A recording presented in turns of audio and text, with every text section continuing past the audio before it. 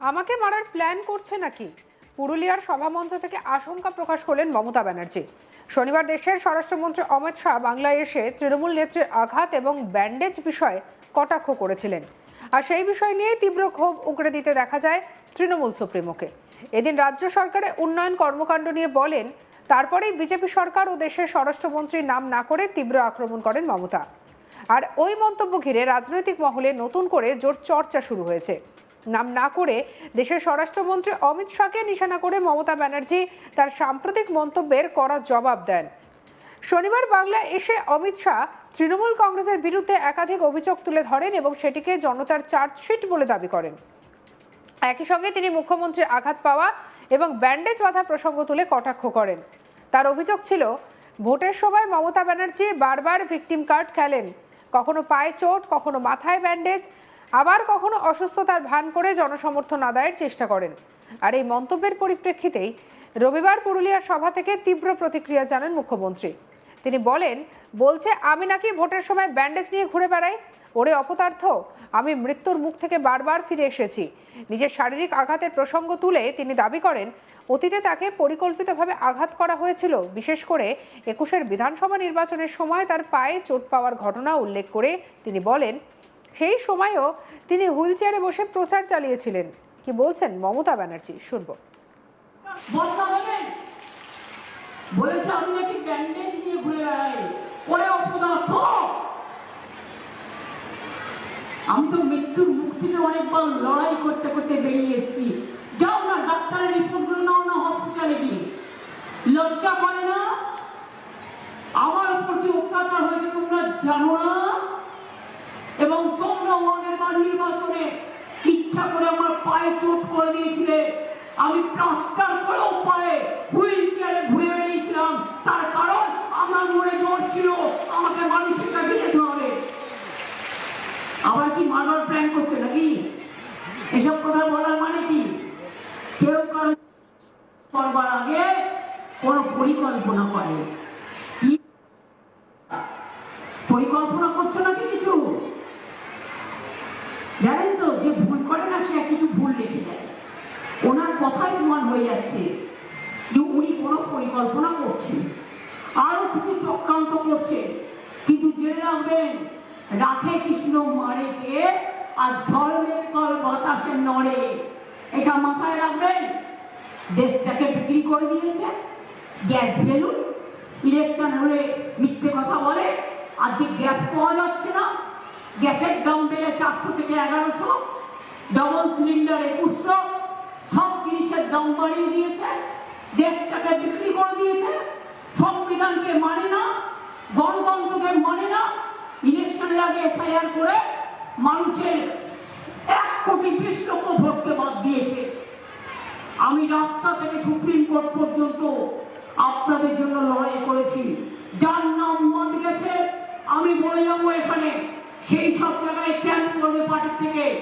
List পুরো DM office থেকে চেয়ে নিয়ে একদম যাদের যাদের নাম বাদ গেছে তাদের অ্যাপিল করাবে, পার্টি অফিস থেকে সিস্টেমটা জেনে নেবে এবং তাদেরটা জমা করে একসাথে পার্টি অফিসকে বলবে আমরা সেগুলো নিয়ে ট্রিব্যুনালে জমা দেব এবং ট্রিব্যুনাল সুপ্রিম কোর্ট যে অর্ডার দিয়েছে সেই ট্রিব্যুনালে আমরা বিনা পয়সায় লয়ার দেবো যে আপনাদের হয়ে লড়বে। গরিব মানুষ দিতে পারে না, সব ট্রিব্যুনাল করেছে কলকাতায়। তাই জেলায় জেলায় লোকেরা কি করবে? খাবি খাবে। শনিবার অমিত শাহ ঠিক কি বলেছিলেন শোনাবো এবার। मित्रों, ममता दीदी ने हमेशा विक्टिम कार्ड का पॉलिटिक्स खेला। कभी पैर तोड़वा लेती हैं, कभी सिर पर पट्टी बंधवा देती हैं, कभी बीमार हो जाती है और कभी चुनाव आयोग के सामने बेचारा बनकर चुनाव आयोग को गालियां निकालती। मगर ममता दीदी, मैं आपको बताने आया हूं कि आपकी ये राजनीति को, विक्टिम कार्ड की पॉलिटिक्स को बंगाल की जनता अब बहुत अच्छे तरीके से समझ गई। चुनाव आयोग जैसी संवैधानिक संस्था पर गाली गलौज करना ये बंगाल की संस्कृति को शोभा नहीं दे। मैं आज एसआईआर के बारे में भी खुलकर बताना, एसआईआर पूरे देश भर में हो रहा, कहीं पर जुडिशियल ऑफिसर नहीं लगाने पड़े, सिर्फ बंगाल में लगाने पड़े। कारण क्या है? यही चुनाव के अंदर तमिलनाडु में भी एसआईआर हुआ, कोई कोर्ट केस नहीं हुआ। केरल में भी एसआईआर हुआ, कोई कोर्ट केस नहीं हुआ। तमिलनाडु में डीएमके की सरकार है, केरल में कम्युनिस्टों की सरकार है। बंगाल में ऐसा क्या हुआ कि सुप्रीम कोर्ट ने जुडिशियल ऑफिसरों को लगाना पड़ा? इस बात का जवाब ममता बनर्जी ने बंगाल की जनता को दिया। মমতা ব্যানার্জির এই মন্তব্যে স্পষ্ট কেন্দ্র রাজ্য রাজনৈতিক সংঘাত আরো তীব্র হচ্ছে। বিজেপির বিরুদ্ধে সরাসরি আক্রমণ শানিয়ে তিনি প্রশ্ন তোলেন, তাকে বারবার টার্গেট করা হচ্ছে কিনা। তার কথায় আমাকে মারার পরিকল্পনা করছো, এই প্রশ্ন ছুড়ে দিয়ে তিনি নিজের নিরাপত্তা নিয়ে উদ্বেগ প্রকাশ করেন। তবে একই সঙ্গে তিনি আত্মবিশ্বাসের সুরও শোনান। ধর্মীয় উক্তি টেনে তিনি বলেন যে রাখে হরি তো মারে কে, অর্থাৎ ঈশ্বরের আশীর্বাদ থাকলে কেউ ক্ষতি করতে পারবে না। এই মন্তব্যের মাধ্যমে তিনি সমর্থকদের আশ্বস্ত করার পাশাপাশি রাজনৈতিক প্রতিপক্ষকে বার্তা দিতে চান বলেই মনে করছে রাজনৈতিক বিশ্লেষকেরা।